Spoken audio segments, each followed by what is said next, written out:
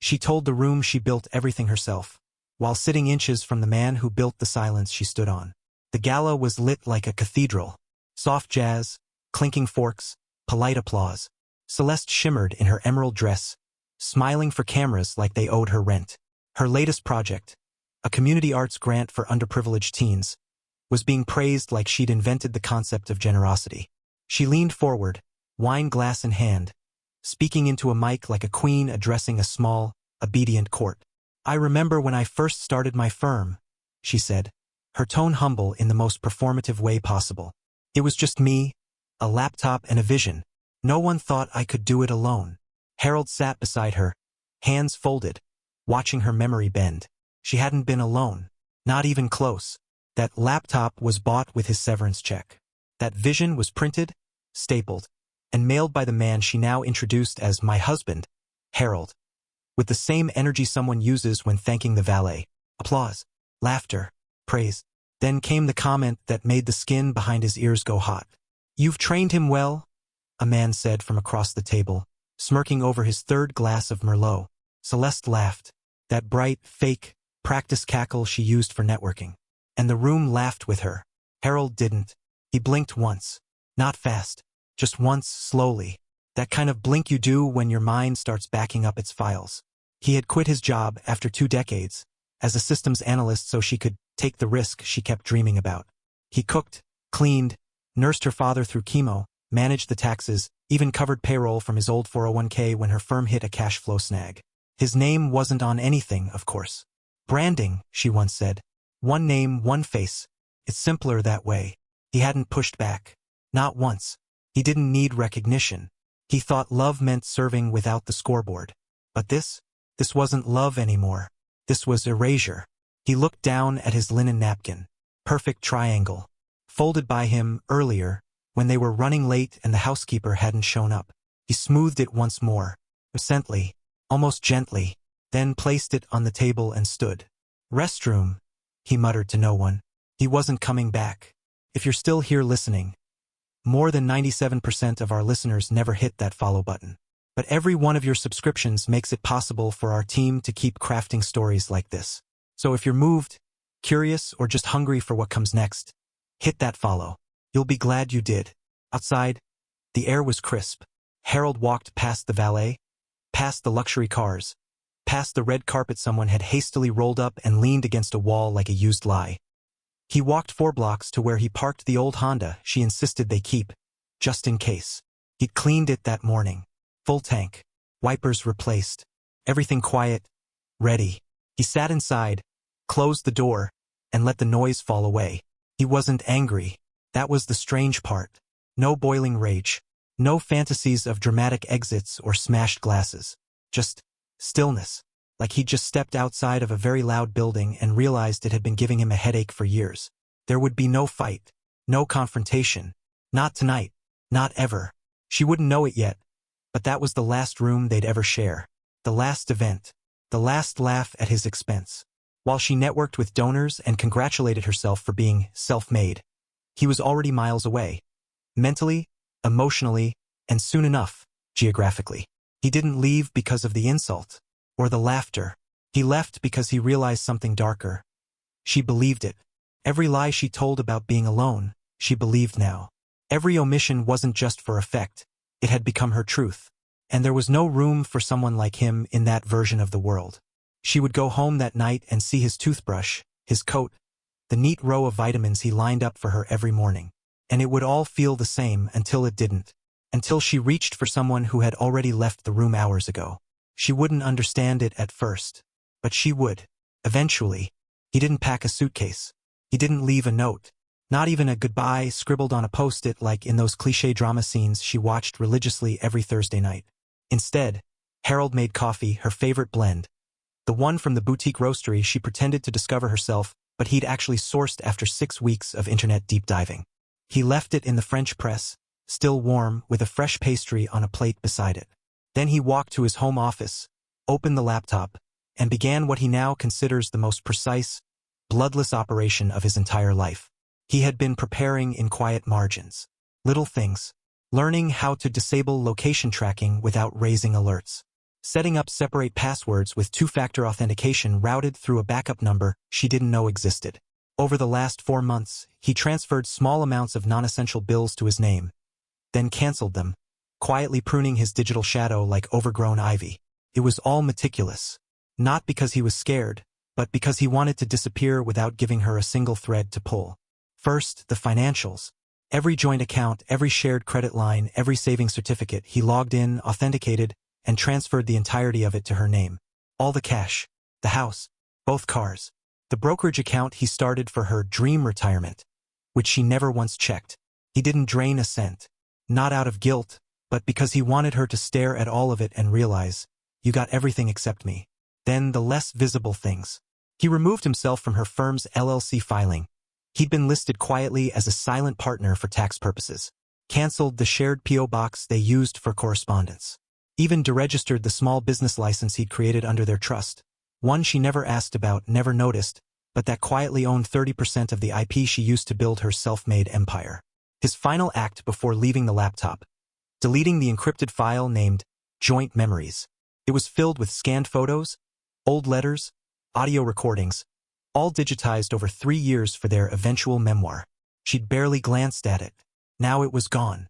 Not out of cruelty, but because those memories didn't belong to the person she was anymore.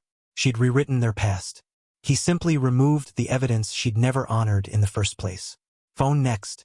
He disabled Find My iPhone, factory reset it, and left it charging on his nightstand. Not a dramatic symbol, just a clean break. One less sensor. One less excuse for her to claim urgency or emergency later. At 2:43 a.m., Harold stepped into the garage. She was upstairs, probably asleep with her white noise app playing ocean sounds she claimed helped her manifest abundance. He didn't take the BMW. That was hers. Technically, they were both hers now. Instead, he rolled open the side panel of the tool closet and pulled the keys to his father's '97 truck. Still ran. Still quiet. He'd kept it for sentimental reasons. Reasons she once said were clutter with emotional marketing. The truck pulled away from the curb without so much as a cough. At 3:15 a.m., he reached the first town over. Checked into a motel under a name he'd rehearsed for weeks. Nothing flashy. Just invisible enough. He slept for 4 hours. Deep. Dreamless. And for the first time in years, his jaw wasn't clenched. When she woke, she'd find nothing broken. Nothing stolen. Nothing ruined. Just absence. The thermostat would still be set to 72. The tea kettle descaled. The patio lights turned off by the timer. Everything in order. Everything normal. Except he wouldn't be there. His toothbrush. Gone. His slippers. Gone. No note. No warning. Just a vacancy in the shape of someone who used to fill the silence between her sentences. She'd check her phone. No missed calls. No texts. Maybe she'd assume a meeting, an errand, a flat tire. But by noon, when the dry cleaner called asking if she still wanted to keep the bi-weekly pickup for the husband's shirts, she'd pause. By 3 p.m., when she tried to log into their bank app and saw the account updated with her name alone, her hands would shake. By sundown, when his email bounced back with a user not found, and his social media accounts returned errors, something heavier would crawl up her spine. She wouldn't cry. Not yet. Not Celeste. She'd dial her attorney. Ask questions carefully. Try to find the legal edge in this. But there would be no battle. No weapon. No enemy. Just a man who left her every material thing. And vanished with the only currency she never knew how to spend. Peace.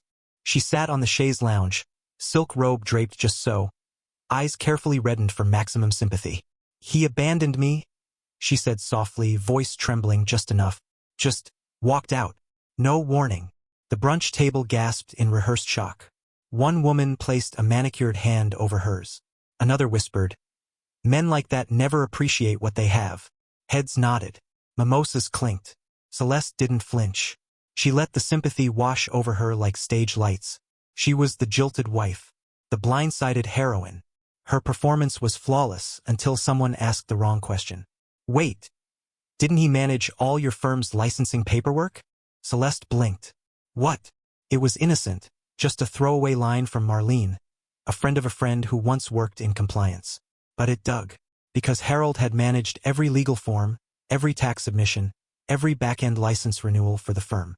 Quietly, without thanks. He even caught a clause error in their first client contract that would have tanked her startup before it launched. She waved it off with a smile. Oh, he helped with small things early on, sure. But it's all under control now. That line aged poorly. Within a week, 2 long-standing clients canceled contracts. No explanation. No new provider listed. Just gone. One of them, the one who gifted her that Hermes briefcase, left a voicemail she didn't see coming. He was the reason we trusted you. Not your deck. Not your brand. She sat on the edge of her marble tub, phone in her lap, the words playing again and again. She still told herself it was just backlash. Grief. Maybe even jealousy. People love drama. They assume. Speculate. Project. But then came the email. Their accountant, hers and Harold's mutual friend, Ray, sent a single-line resignation.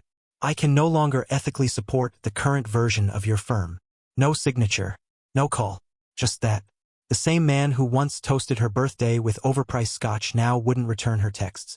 She tried to log into their old tax system to check filings. Password rejected. She reset it. Security question. First concert. She typed, Coldplay. Incorrect. Harold had answered it years ago, and now, even their shared memories betrayed her. The pension question came next. She called the fund office out of curiosity. Maybe he'd redirected it, maybe she could see if it was still active. The woman on the phone sounded puzzled. There's no active pension tied to this household anymore. Beneficiary was changed several months ago. Sorry, we can't disclose to whom. Celeste clenched the phone. She tried the title office next. One of their properties, an old rental house, had Harold listed as co-owner. She remembered signing it together. Now, the deed had been legally transferred. She didn't even know when. There was no angry voicemail from Harold. No threats. No confrontation. Just holes opening up in her perfect narrative. Quietly, elegantly, it was like walking across marble tiles and finding that half of them were paper. Her world didn't collapse in a dramatic explosion. It hissed, softly, like a balloon losing air. Clients started asking harder questions. Did Harold handle that? Was he the one who fixed that audit issue? How involved was he in building this? She tried spinning. He helped with admin tasks, sure, but the vision was mine. They nodded, politely, and pulled back.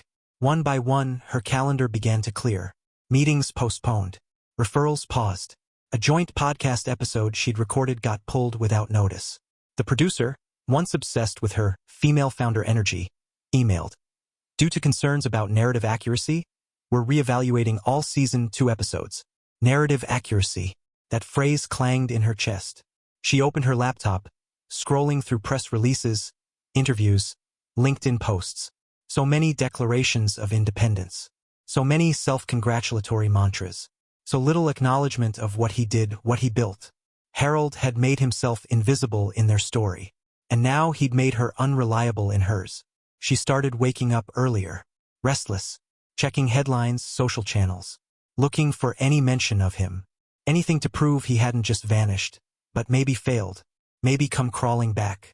Maybe left a footprint. But there was nothing. Only silence. And in that silence, doubt crept in, not about what he'd done, but about what she was without him. The private investigator's name was Lowell. Ex-cop. Expensive.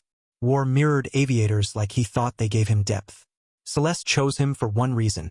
He didn't ask questions when she said, "My husband disappeared." He scribbled a few notes and nodded. "You want him found? Or just tracked?" "Found," she said too quickly. "He left. No warning. I just need closure." Lowell shrugged. "They all say that. Half the time it's about money, the other half it's about pride." She didn't answer. Just handed him a folder photos, his old driver's license, a printout of their last joint bank statement. It showed a zero balance. 3 days later, Lowell called. "Lady, I don't know what he does for a living now, but I'll tell you what he doesn't do. Leave fingerprints." Celeste was in the middle of her facial routine. Mask half dried, eye patches slipping. "What do you mean?" "I mean his trail is cleaner than mine after internal affairs started poking around. No credit activity. No lease. No flights. Not even a burner phone that pinged near your zip code. You said you were good at this. I said I was thorough. And what I'm telling you is, your guy didn't just vanish. He planned it." She hung up, poured herself a double of the good tequila. The one she used to keep hidden because Harold didn't like spending $90 on something that disappears in a night. The irony wasn't lost on her. Another week passed. Then another. Her reflection started looking unfamiliar. She'd stopped wearing foundation, stopped curling her hair. What for? Every time she left the house, she saw shadows that looked like him. A man leaning into his car. A jogger with the same posture. A barista who half smiled the way Harold used to when someone was lying. Then came the whisper. A woman from her book club, soft-spoken, boring, perpetually married, said it while folding her coat after a meeting. There's a place in upstate. Vineyard. My husband took me last month. The owner? He's new. Doesn't talk much. Looks familiar. Thought he reminded me of your Harold. Celeste froze. What vineyard? Thatcher Ridge. Just past Wellingford. The small, very private. But there's something about the eyes. Celeste drove 6 hours that night. She didn't tell anyone. Didn't pack a bag. Just tossed on jeans, flats, and her old college sweatshirt. The one Harold used to wear when he made Sunday pancakes. The road curved endlessly. Trees blurred. Somewhere past 3 a.m., her GPS lost signal. She drove on instinct. By dawn, she pulled into the gravel driveway. The vineyard sat quiet under fog. She stepped out, heart hammering, rehearsing what she'd say. I just want to talk. I just want to understand. Please. She found him, at least someone. Tall. Gray in the beard. Hands covered in soil. Wiping sweat with a hand towel. He looked up, sensing her presence. The eyes. Her knees almost buckled. Harold. The man tilted his head. Sorry. His voice was deeper, accented. Not thick, but definitely not Harold's neutral cadence. His face similar, not the same. A scar near his temple. Wrong teeth. Wrong gait. I thought you were someone else. She managed, her voice paper-thin. He nodded. Happens a lot around here. Do people confuse you for someone named Harold? He gave her a long look, kind but detached. Nope. Most people come here to forget names. Not remember them. She left before the fog lifted. Didn't stop for gas. Didn't stop for food. Drove until her fingers cramped on the wheel and the silence inside the car started sounding like breathing. Not his, hers. When she got home, the kitchen still smelled faintly like lemon oil. His cleaning habit. She leaned against the counter, staring at the toaster they bought 15 years ago. He'd wanted a simpler model. She'd insisted on the chrome one with 4 slots. It never toasted evenly. She thought she'd feel angry, betrayed, vindicated even when she found him. Instead, she felt erased, as if she had been chasing not a person, but a mirror. And now, with no reflection staring back, she had to finally see what was left of her on her own. And she didn't like the shape of it. Not one bit. He called himself Graham now. Not legally, not yet.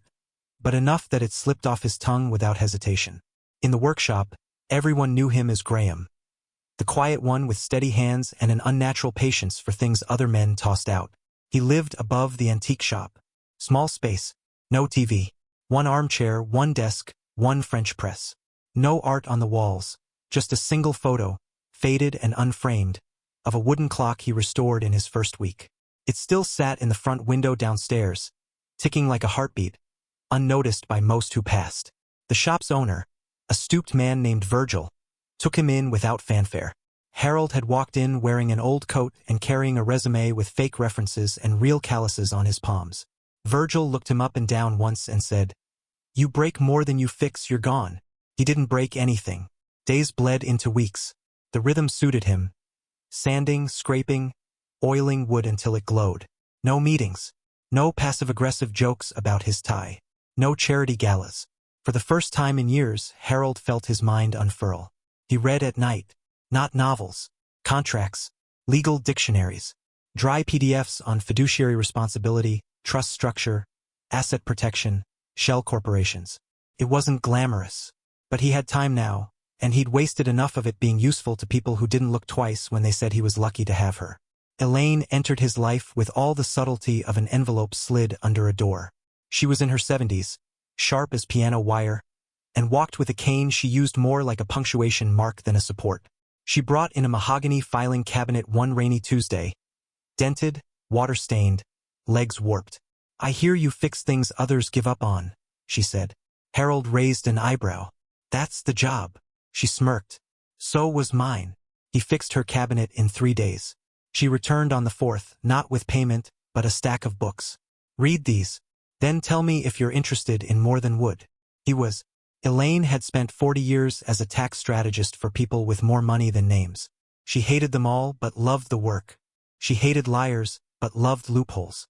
And she hated being bored, which is why, somehow, she decided Harold was worth her time. You listen, she told him once. Most men just wait for their turn to be brilliant. You don't. You absorb. That's useful. He didn't try to impress her. That's what made him different. They worked in silence some days. Other times she would test him with questions. Can a trust own a trust? What's the real difference between an LLC and an S-corp in Wyoming? If a client wants to hide $7 million in passive income, what's your ethical obligation? By year 2, he was filing real paperwork for fake clients to practice timing. By year 3, real clients came in. Through her. Quiet ones. Nervous ones. People who didn't want fancy firms or marble lobbies. They wanted discretion. Privacy. Someone who understood the value of not being known. Harold never gave them his real name. He didn't need to. By year 4, Elaine handed him a key. To my old office, she said. It's paid for. It's yours now. He blinked. Why? Because no one ever gave me anything. And I'd like to see what it feels like.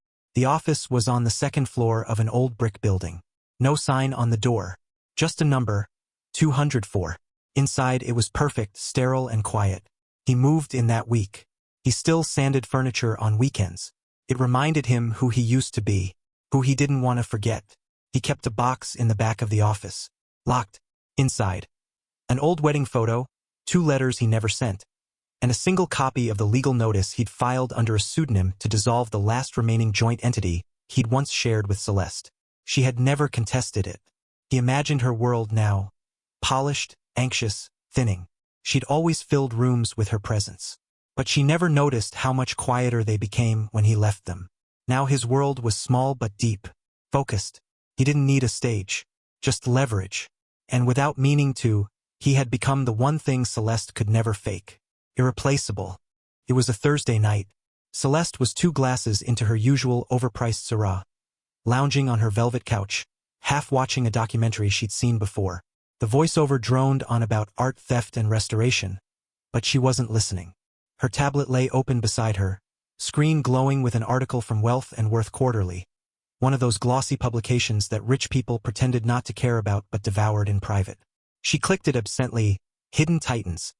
The 7 most powerful financial operatives you've never heard of. Typical fluff. Probably some algorithm scraping data to feed the egos of Silicon Valley ghosts. The first profile was a hedge fund weasel with a yacht. The second, an offshore compliance guy in Luxembourg. But it was the 4th entry that made her fingers freeze on the screen. No name. Just a title. The Anonymous Asset Steward. Underneath, a former systems analyst turned discretionary advisor to legacy families and quiet wealth. No interviews. No official records. But those who know. Celeste frowned. There was a small, almost pixelated photo attached, blurry, clearly zoomed in like it had been taken at a distance through tinted glass. She tilted the tablet and dropped her wine.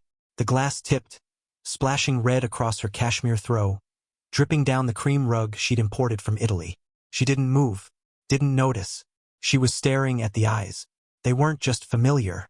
They were his. Older. The jawline a little leaner. Beard trimmed. But the eyes? Unmistakable.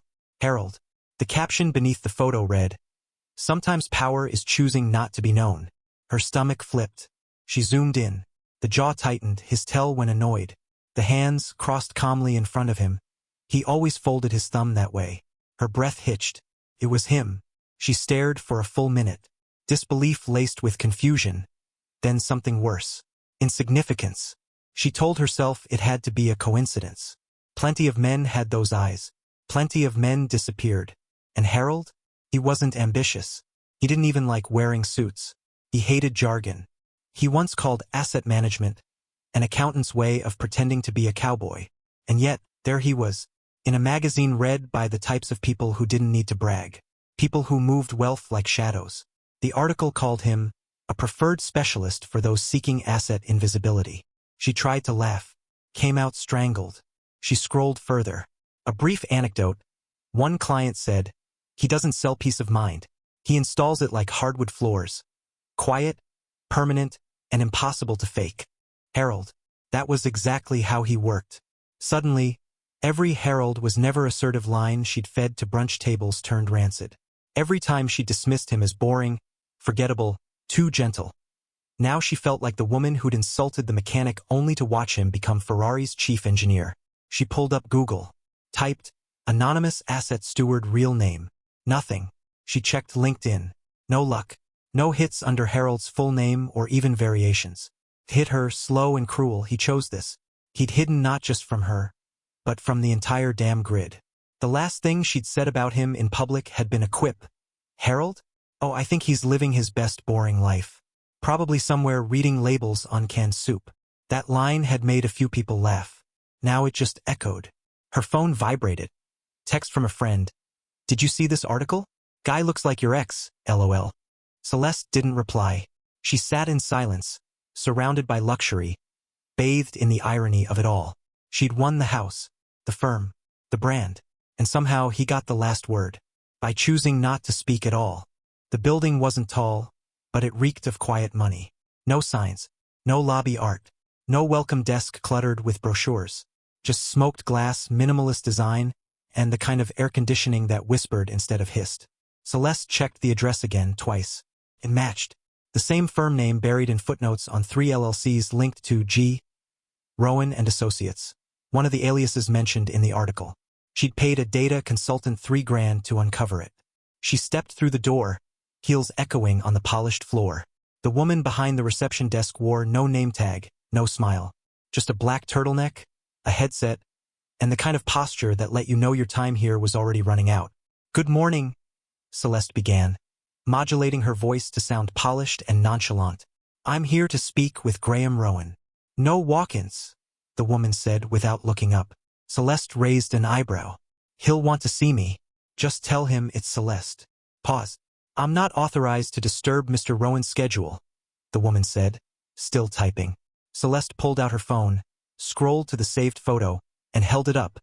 A wedding photo, her and Harold in black and white, smiling under a wrought iron arch. Her hand on his chest, his face half turned toward hers. A snapshot from when they were still us. "I'm not some random stranger. That's him.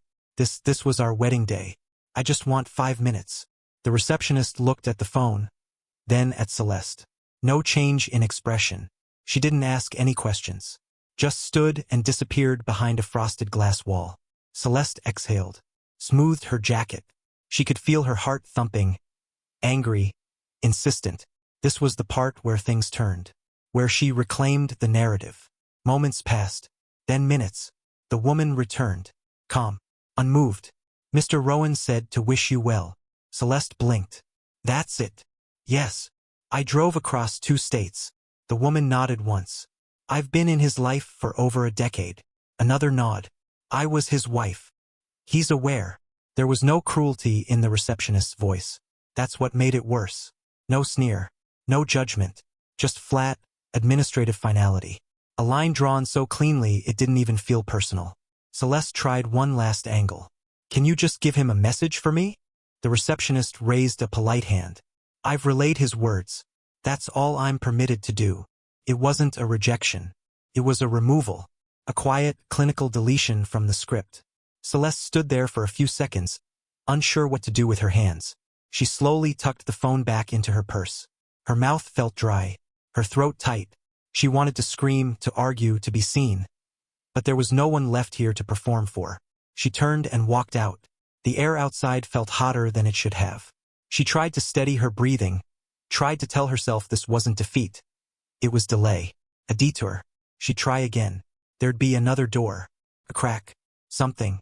But deep down, she knew what that woman's face meant. She wasn't locked out. She was irrelevant. Not even worth a confrontation. The last time Harold had ignored her, he was just a man playing support staff to her rising stardom. This time he was the gatekeeper, the architect of silence. And he'd mastered the art of removal so thoroughly that even a photograph of their wedding day didn't buy her a seat at the conversation. Not even a hello. Not even a goodbye. Just a message. Wish her well. The envelope arrived on a Tuesday, buried beneath flyers and boutique catalogs she never remembered subscribing to. Cream-colored, heavy.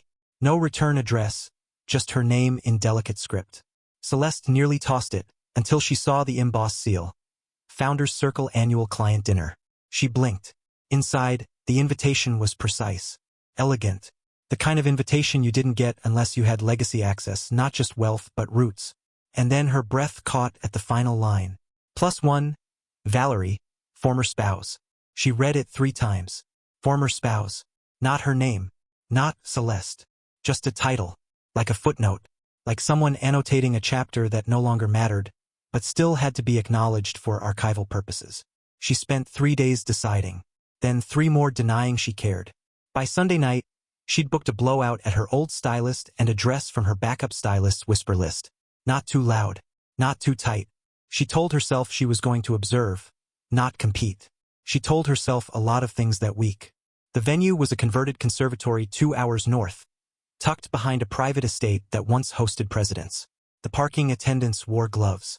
The guests wore navy and charcoal, not glitter or red. Conversation was low. No one here had anything to prove. Celeste stepped through the arched doors, heels clicking against imported stone. Everything smelled faintly of eucalyptus and wealth, the kind that never needed to explain itself. The woman at check-in glanced up. Name? Celeste. Clicking of keys. Then a small nod. You're Valerie. Celeste's jaw tightened. I'm Celeste. Valerie's the field. The woman gave a polite smile that said, doesn't matter. It's not your name that holds weight here.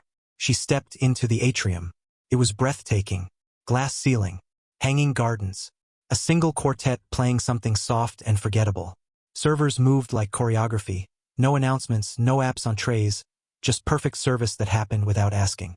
And there he was, standing near the curved marble bar, dressed in a tailored navy suit. No tie, just presence. He laughed at something the mayor said, yes, the mayor, and tilted his glass slightly as he listened. That old tilt. The one she used to watch at networking events when he didn't know anyone and still managed to make people feel like they did know him. But this wasn't Harold. This was Graham now. Graham Rowan. The man whose handshake whispered discretion and whose silence came with a retainer. She froze. For a moment, she saw herself as the room must have seen her. The woman watching from the perimeter. The woman who used to have access, but gave it up for applause in cheaper rooms. Someone brushed past her, murmuring excuse me without looking. Another guest offered her a champagne flute she didn't ask for. She took it. He hadn't noticed her yet. Or maybe he had and just didn't find it remarkable. That thought chilled her. She made her way slowly across the room, pretending to observe the architecture. She passed 2 men murmuring about restructuring strategies. A woman with a scarred jawline who had once been in the tabloids but now spoke in Latin tax terms. No one laughed too loud. No one posed for pictures. This was not her world. It was his, and it was complete without her. She felt the shift. Not sudden, but creeping. Like realizing the stage you thought was yours had rotated. The spotlight moved. The applause went elsewhere. He finally turned. His eyes met hers. He didn't blink. Didn't smile. Just offered a polite nod. The kind reserved for distant acquaintances or neighbors you haven't spoken to in years. She took a step closer. He was surrounded by 3 people now. The mayor. A man with a foreign accent and bespoke shoes. And a woman, maybe 40, laughing at something he'd just said. Celeste waited. A beat. Then another. He didn't excuse himself. Didn't approach. Didn't acknowledge their shared past as anything more than archived. She stood there, flute trembling slightly in her hand, unsure if she should be embarrassed or enraged. Neither fit. Both burned. This wasn't a door she could knock on. This was a kingdom with no path back in. She waited until dessert. Watched him drift through the room like someone born to exist in it. Not perform, not command, just belong. He didn't speak loudly, didn't posture. People leaned toward him, not because he demanded it, but because silence invited it. Even the way he laughed, restrained, private, made him magnetic. Powerful in a way she used to believe was beneath him. The mayor left his side. So did the woman with the accent. For the first time all night, he stood alone near the terrace doors, glass of neat scotch in hand, half turned toward the garden lights beyond the glass. Celeste took a breath and walked. Her heels clicked too sharply now. She hated how intentional she sounded. like punctuation where there should have been poetry. She stopped just short of him, left a full arm's length between them. He didn't turn, but she knew he felt her there. "Harold," she began, voice quiet. He didn't flinch. "I never got to say." He nodded once and spoke before she could finish. "You don't have to." His tone was even, kind almost, but not open. It felt like standing at the edge of a lake that used to be yours and realizing the water doesn't remember you. She tried again. "I didn't know you were." She gestured vaguely toward the room. The elegance, the people, him, capable of this. It wasn't meant as condescending. Not tonight, not anymore, but the words hung heavy, like a confession of misjudgment that arrived too late. He finally turned his head, eyes meeting hers for the first time since she'd walked in. "Neither did you," he said. Then, softly but without pause, "That's why I left." There was no cruelty in it. That's what gutted her. He wasn't trying to wound. He was simply naming a fact that had existed in the silence between them for years. She'd spent so long framing his absence as betrayal, never once questioning if it was earned. Now she stood in front of him, dressed in curated fabric and old perfume, and realized none of it gave her access anymore. "I thought you were safe," she whispered. "You thought I was stationary," he corrected. She swallowed. Her throat burned. "You could have said something. Given me a chance to." "I gave you years," he said. Not sharply, just precisely. "What you wanted wasn't a partner. You wanted a silhouette to cast your light against." "That's not fair." "No," he agreed. "But it's accurate." A server drifted by, paused politely, then continued. "They might as well have been statues to everyone else in the room." "I didn't know how much space you took up," she said finally. "I didn't either," he said, glancing toward the garden again. "Until I stepped out of it." She looked at him, really looked, and saw a man who had become fluent in stillness. Not cold, not vengeful, just unreachable. It wasn't that he didn't love her anymore. It was that he'd learned to love the quiet more. She opened her mouth. One last push, maybe, but he looked back and shook his head gently. "No ask tonight, Celeste. No last page. This isn't a callback. It's just a room, and I'm in it." She froze, and in that moment, she understood something worse than being rejected. She'd lost the right to matter. She had always believed she'd left a mark on him. A wound, a scar, something. But standing there, face to face, she saw the truth. She hadn't scarred him. She'd simply misread the silence. And the silence, it turned out, had moved on without her. The valet awning glowed amber against the night, casting long, elegant shadows onto the stone driveway. Raindrops hadn't started yet, but the scent of them lingered in the air. Wet concrete and the kind of chill that made people wrap their coats tighter and leave events early. He exited alone, shoulders relaxed, coat slung over one arm like he wasn't in a rush to be anywhere. Because when you own your exits, there's no need to hurry. Harold, no, Graham, nodded to the valet, who already had his car waiting. Of course, this wasn't his first client dinner. He didn't attend these events anymore, he orchestrated them. Celeste stepped out just as the door opened for him. "Wait," she called, her heels catching on the lip of the curb as she nearly stumbled forward. "Please, just a second." He paused mid-step, didn't look surprised, didn't look annoyed either, just still. She caught up, breath shaky, her evening clutch clutched like a lifeline. Her mascara hadn't smudged, but her voice betrayed her. Thin, fragile. "Why didn't you say goodbye?" Cracked at the end. That last word. He looked at her, not cruelly, not dismissively, just long enough to take her in, as though seeing her clearly without whatever image she was trying to project. As though remembering every version of her, and no longer needing any of them. He glanced upward, toward the stars barely visible above the city haze. Then finally, calmly, he answered. "You only see value once it's gone," he said. "I didn't want to be seen that way. That was it. No accusations. No lecture. No righteous finale. Just a truth delivered so plainly it landed like a quiet detonation in her chest. The valet opened the door. He stepped in without hesitation. She stood frozen as the car pulled away. Silent, smooth, disappearing into the night like he had all those years ago. Only this time he wasn't running. He wasn't lost. He had chosen this ending. And now, for the first time since he left, Celeste realized she wasn't the one standing in the center of the story. She was just adjacent, A chapter he'd already closed. A name that would never pass his lips again. Not out of bitterness, but because it no longer belonged in the version of his life that mattered. No one spoke to her as she stood alone. No arm reached out. No hand on her back. The valet didn't offer a word. The doors behind her remained closed. The night didn't soften. She wasn't ruined, just irrelevant. And she finally understood. The scariest thing a man like Harold could do wasn't shout, or slam a door, or ruin her name. It was to leave without needing to be remembered. And mean it,